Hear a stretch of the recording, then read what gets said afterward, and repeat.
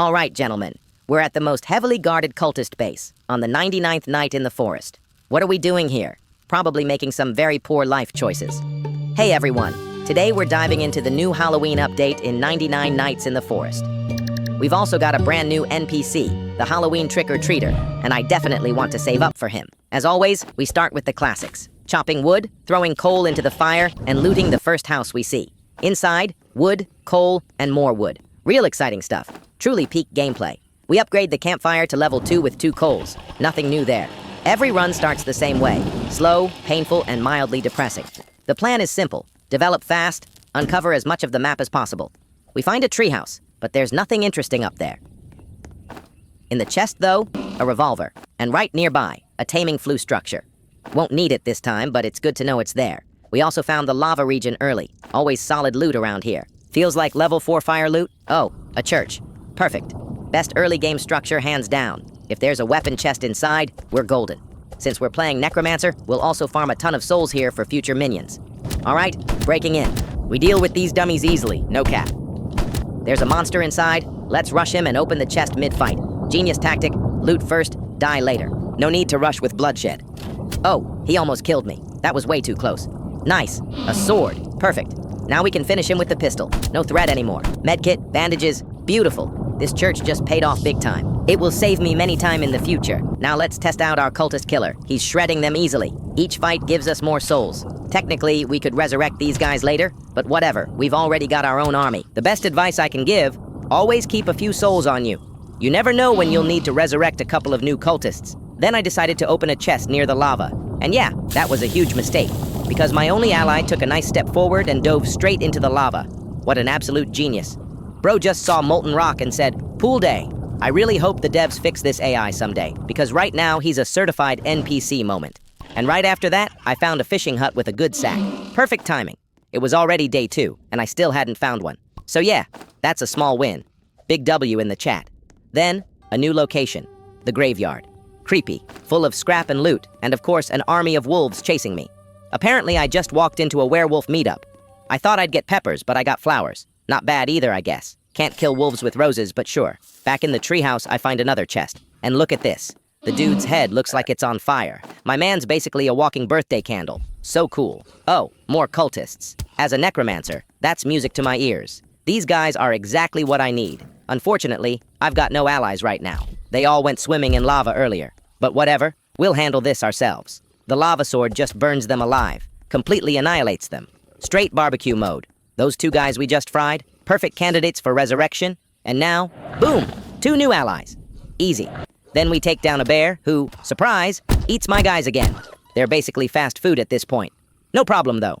We also found a hatchet. I decided to test the house interaction mechanic. Turns out it only works at night. So I knock on the door, and the furniture trader opens. Trick or treat, huh? All right, he chooses trick. And yeah, puts a pumpkin on my head. Nice. Peak humiliation gameplay. If something chased me now, I'd die instantly. 0 visibility, full clown mode. But it's fine. He gave me candy, so technically I didn't leave empty-handed. Then I climbed the cultist tower in the lava region. And check this out. They've got pirate hats now. Guess they're cosplaying for Halloween. Cult of the Caribbean. In the chest, no pouch again. Just another sword. Awesome. So I jumped down and ran back to the graveyard to loot a few more things. Though honestly, it feels kinda wrong. Like we're literally stealing from dead people. But hey, they're not using it, right? I think I'm doing everything correctly. And by the way, the barrel is actually a vibe. We'll chuck it into the campfire for maximum effect. Big BBQ energy. So, wolves. Look, my immortal but still kinda mortal crew handles them pretty cleanly. Oh, that strong axe is solid loot too. Will help a lot with base building later. Upgrade path, chop first, flex later. Remember, we're not just testing the update, we're building the ultimate occultist base. Real estate moguls of the underworld. The towers in the lava region look sick. You can farm 4 souls per tower. That's value. And up top, 2 shooting occultists. We usually kill them from behind. Classic backstab economics. For what? For a dumb sacrifice doll? Packet of nonsense. Collectible bad vibes. So what do they give us here? Another trick or treat. Because apparently the occultists are holiday themed now. Oh, an occultist actually opened up to us, asked a few questions like a weird therapist. Then, surprise, he hands us a trick. Candy. Redemption arc. 1 out of 10. We didn't manage to open the second chaos though. Bit of a bummer. Also, I tried rescuing the second child first. Figured I'd learn where the first and third are right away. Strategic, or lazy. Depends on your optimism. Now let's test our army against the occultist's own army. Weird flex, but yeah, we now have an occultist squad too. At base, we handle the raid easily. We land one hit, the rest is just my guys mowing them down. And of course, we resurrect the fallen and replenish. Sustainability, Necromancer Edition. Then I raid that weird building. Supermarket? Lab? Observatory? Who knows? It's got occultists guarding it. They don't really defend well. Giant sack drops. Page. Also, scandals. We found scandal energy everywhere. Media coverage pending. We lure those dumb occultists out. They have no clue they're about to get axed. They're simply due for total annihilation. It's not murder. It's content creation. Oops. 2 trees spawned so perfectly that I can chop them both down with a single swing. We've gathered a ton of wood. Then I decided to trade with the Pelt Raider. Dumped a pile of random junk. Stuff I honestly should have sold ages ago. We're mid-game now. Half this inventory belongs in a museum. But hey, I got a rifle. Not bad. Finally, something to compensate for my aim. The last useful thing I pulled was an iron body. Found it later, total luck. I was hoping for a chainsaw, but no. RNG said, have some iron instead. Anyway, it's time to save the last child. Yeah, I actually started feeling bad for him. Character development, baby. While we're at it, let's test our army on some bears. Turns out, not great. They don't hit hard, they hit huge. Big, fat, unkillable tanks. Half my squad got eaten alive. Just look at this. Pure chaos. A complete massacre. Discovery Channel, but sponsored by Regret. Oh, a ruby chest. And inside, a riot shield. Wonderful. Exactly what I needed. Protection for my feelings. Lightning strikes us. Of course. Let's drop a lightning rod before I turn into roast necromancer. All right, time to restore the army. Resurrect everyone who fell. Resurrect. We're basically running a subscription service at this point. Now it's back to chopping wood. Because why not? Therapy via deforestation. We're chopping trees, throwing everything into the recycler, and cooking a good stack of food to survive the next disaster. Dump it all into the auto farm and head straight for the forge. Because if it doesn't sparkle or explode, I'm not interested. Here, we just need to grab a pretty simple thing. We pick up the hammer, get it, and of course, we're not going back to base. Because who needs safety when you've got confidence? I decided to stop by Reed for a trick. Looks like one of the developers. Big beard, mysterious vibe. I'm hoping he gives us candy. He gives us a trick, that bastard. Slowed me down. Honestly, one of the nastiest effects in the whole game. Pure psychological warfare. Then a wolf jumps out. Great, just what I needed. Stay calm, deep breaths. And right after, Ram shows up. Oh no, Ram's awful. He hits like a truck filled with smaller trucks. We manage to blind him. Run, faster. But then an alpha wolf joins the party. Ram goes berserk, and yeah, we die. Perfect. Paid my Robux taxes again. Whatever. We respawn, pick up the gems, and go right back. Now I'm in full rage mode. Time to massacre every cultist in sight. They're the main mobs anyway, so I'm basically doing pest control. Cleaned up everything in front of the lava region just to get back into the volcano. Inside, I can sacrifice those same cultists. Offer them up for gems, for wealth, for profit. Then kill their boss to take his weapon and ideally recruit him. Next stop, another trick or treat. Another developer again. Please, bro, drop something good this time. Nope. We turn into a frog. Ribbit. Top tier gameplay. Ribbit. Endless ribbits. Oh, back to human. Great. I can finally stop embarrassing myself. Now, back to the cultist king. That's who we're messing with today. We'll humiliate him like the last loser. We take out his army easily. But wait, where's my army? Ah, perfect. They burn to death in a tiny puddle of lava. Darwin Award speedrun complete. All right, we head back. Tame what's left of the king's army, insert all the gems into the altar, and resurrect the king himself.